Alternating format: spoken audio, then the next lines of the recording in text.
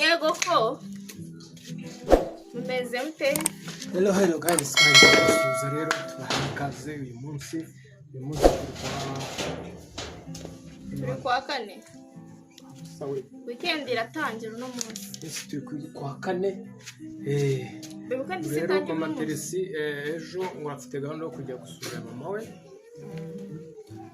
Yamaze igihe kinini rero atajyayo. Ariko ejo yatanze ko azajya kumusura, bazazinduka na kara kabuno we. Ureba ariko ntukoreho. Okay. Rero uya bibi wa muturage we. Ndagukubita bibi. Hano ngiye kumukorera makeup kandi. Ngiye kumerera agakanta. Hepfo gushaka. Ubudedo bwanjye buso umukaramo. Zagenza neza.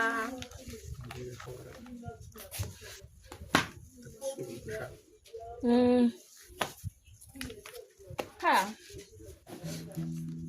Mama. Ibya mama ubiretse sha. Karame. Mama. Karame sheri. Mama. Oui.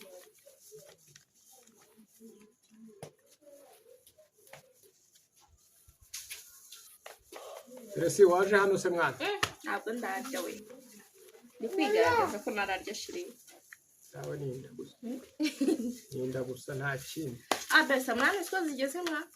None se ninde wagiye ngirari? Reka njye nonyeje ura mukobwa yanyuje. N'utwasigayemo yatumazemo. Turi gutera braka. Se ni ngombwa kwambara amaboko yose ra? Mfasha nambara utandura. Kuri ibyo ushaka ni wandura se kibye byawe. Ebyiri se bazishyiramo iki sose cyangwa ngo wambare hose. Kuhamo nibwo irambuye kandi arabona yicuritse. None utayicuritse ho.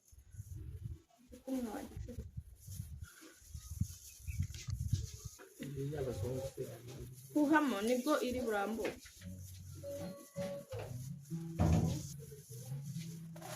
Inana. Yeah guys, nzira ko mumeze neza. Natwe tumeze neza cyane. Turashima Rurema. Bese nyine urebye amashini bakaba bampaye akazi kadahemba. Oya se kandi. Ngiye guterera makeup. Makeup se bambara amashashi. Bebrazi chakari. Teresi we ko tuzi. Tugukomeza kuza kugira hano sha. Teresi mbira arakatakata hano. Ya. Patsaze ko ari kugenda agafata ku mazi ya divayi hirya akagaruka. Akazi kugakora ntabwo babyumva. Nuze kutagaciye mu kaboro. Nakukira. Kutagaciye. Tabanje kugaci. Shahu, sino wagacisha mbere. Sana ego. Ko kantara. We shyira akantu hasi byo kuvuga nyoko. Katugashire hano. Banze ukuramo ishashi be. Ikuramo kugira ngo nyine itakunyereza. Cyangwa kayitucisha shashi ari kushira. Ibrahim naho mwa. Wangize umuturage. Bebe wakwigiye hano? Hano? Sasa hondi. Fasha mbanze nko kuri aya mazi. Kugira ngo mbashe kugateka. Mazi y'urwunge. Sinjye wasanze umujora. Umfamera. Babarira. Amazi nayo bagabo. Cyozo ni gakesha. Amazi nayo bagabo nta mugore cyenye y'ugupfa kuyanywa. Dore amazi rekomendeka. Chese amazi gakumeneka. Esko ngiye kumeneka. Aseshu waretse nkana. Nusundura nerera wicaye urana uri bushobore wowe. Kandi akapira kanye niwigiyeho. Ubaka kantu kazavaho. Kagiye kwita kirabura. mbese ibi bintu ko ntari bubishobore kantere ifi bwa kabiri cyo nyine uzimanganye hose kahafite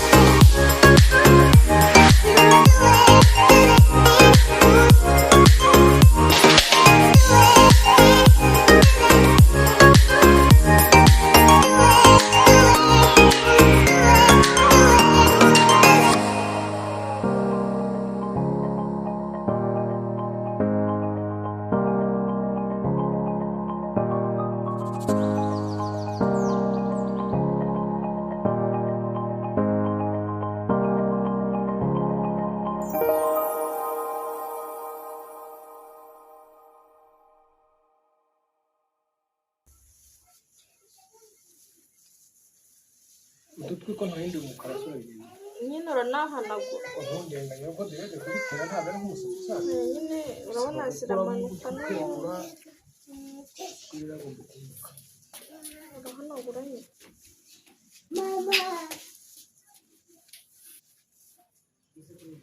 yo birarambye fata ku mazi yadutwaye shiri wanje tapesi bibi mumanuke hepfo wifata aho ngaho utayihirika turasima nawe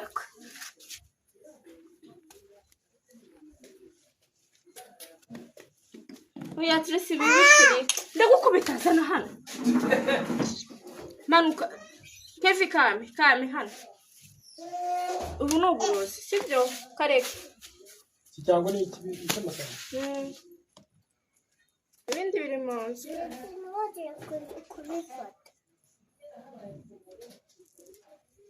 basheri mukene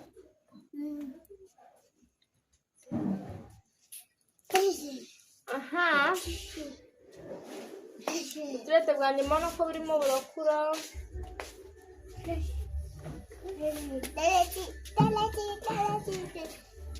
teresi cyahariye zana ayo matwi kwa mazi nyabuze undi ufata agatambaro niko kabika amazi kabuze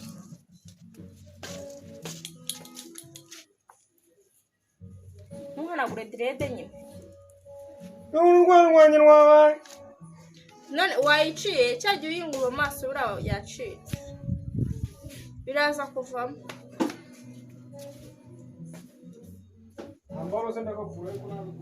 reba imyenda idafuze aho ngaho tuyishyira hey guys mwige mugira abantu babitaho cyangwa ndebe ibindeba ako se ye rero nyine umutware wanjye mani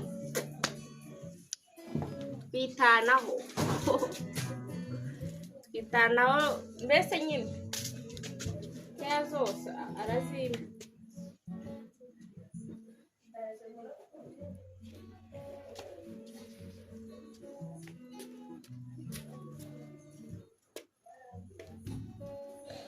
uri kurira ugiye tresi urutwi rwa muntu ntabwo rugahita rutukura shabesi urugira umubiri mubi utwari ni hari n'igihe niryamira nkabyuka natukuye simeze nk'abazungu ubundi ubona nari umuzungu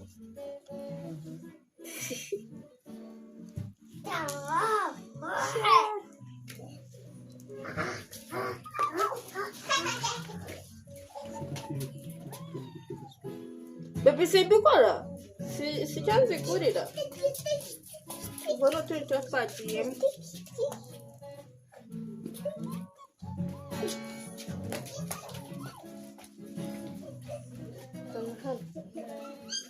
ho uha ndo umusatsi ugeze mu maso kandi niba y'agasimba birangiye sasa abagore ibigomba kugera mu maso rekera nizaho gato nisho